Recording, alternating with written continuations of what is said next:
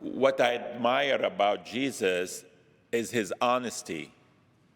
He doesn't try to sugarcoat his message, but tells it the way it is. If you're trying to attract followers and disciples, no one will be telling them these things before they sign up.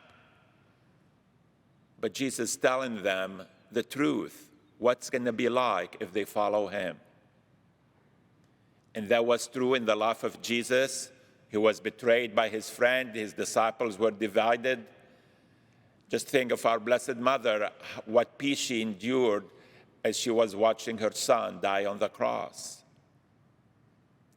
It was true at the time these Gospels were written to the early Christians, when many were being thrown in prison to the lions, persecuted for their faith. Families were divided. Some became Christians, others did not.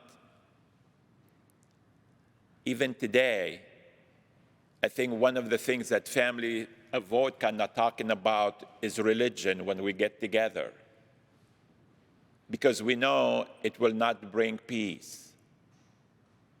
And what Jesus is telling us today, that is more important than having peace in this world. It's more important to put God first and stick with the truth.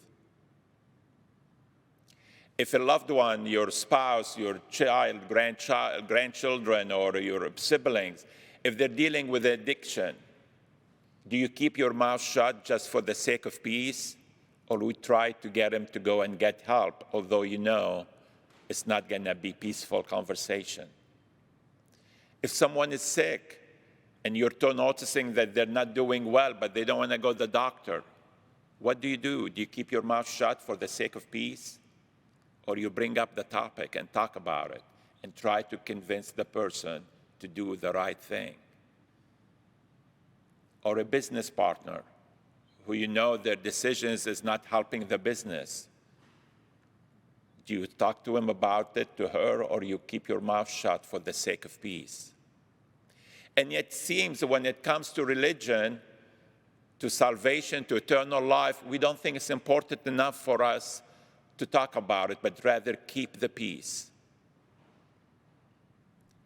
I think it really is all about if we value the words of Jesus, if we value our faith, and how important is it for us in our lives. Is it something that we want our loved ones to really to get to heaven? Or we value more just having peace and not talking about it? And obviously, Jesus doesn't tell us to talk about it like the Word talks about things, with anger and with violence or with hatred or with punishment, but to talk about it with love and compassion. Saving a person's life for all eternity is much more important than anything that this world can offer. And yet, a lot of times, we choose family over God. If you put God first, there's no way you're not going to love your family and care for them. But you may love your family, and never that will lead you to loving God.